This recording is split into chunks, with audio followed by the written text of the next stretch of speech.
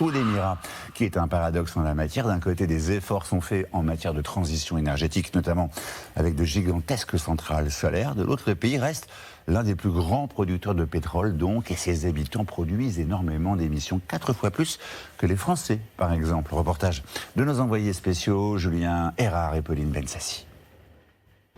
Allez, on va pas trop vite. C'est une scène rare aux Émirats Arabes Unis, se rendre à l'école en vélo. Bonne journée. Natacha, française installée à Dubaï depuis 2 ans, ne voulait vivre nulle part ailleurs qu'à Sustainable City, ville durable en français.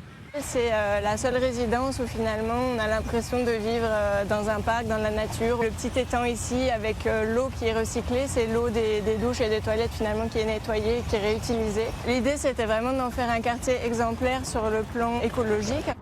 Et ceux des parties communes, au commerce, en passant par les maisons où vivent quelques 3000 habitants. Toutes les maisons sont orientées vers le nord, donc en fait on a très peu de soleil direct sur les maisons.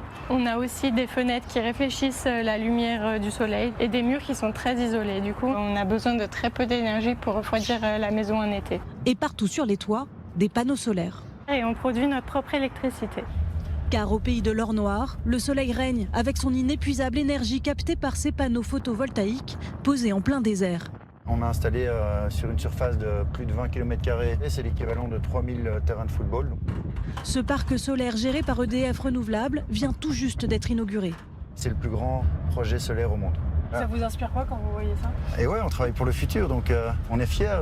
Ces 4 millions de panneaux photovoltaïques, ils permettent de générer de l'électricité pour 160 000 foyers. C'est l'équivalent de la ville de Nantes, mais surtout c'est une énergie propre qui permet d'éviter de rejeter dans l'atmosphère 2,4 millions de tonnes de CO2. Imaginez, c'est comme si on retirait 500 000 véhicules de la circulation. Et des projets comme celui-là se multiplient ici. Il y a environ 2 projets de ce type-là qu'ils ont développés chaque année.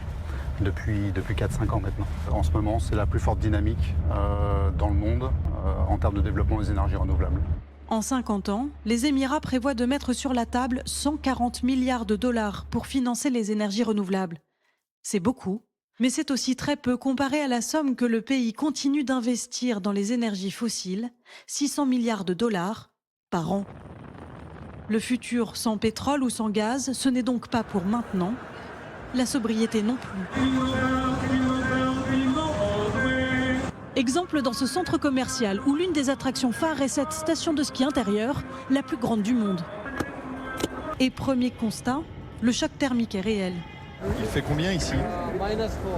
On est passé de 30 degrés à moins 4 degrés. Et visiblement, ça plaît beaucoup à cet Émirati. Vivre ça dans un pays aussi chaud, c'est une chouette expérience. Un habitant des Émirats produit en moyenne 4 fois plus d'émissions carbone qu'un habitant en France. Un chiffre qui baisse néanmoins, preuve que des efforts commencent à être faits.